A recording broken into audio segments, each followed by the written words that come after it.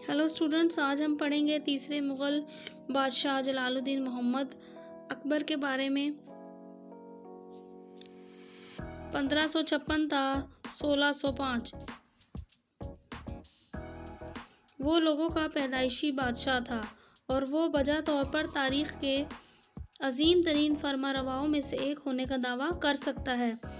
ये दावा इसकी गैर मामूली सलाहियतों, इसके जिद्दत पसंदाना ख़यालात और इसके शानदार कारनामों की बिना पर एक ठोस हैसियत रखता है। वी. स्मिथ ने अपनी किताब में उसके लिए ये लिखा है। तारुफ हुमायूं की दो बीवियां थीं, एक माह बेगम और दूसरी हमीदा बेगम।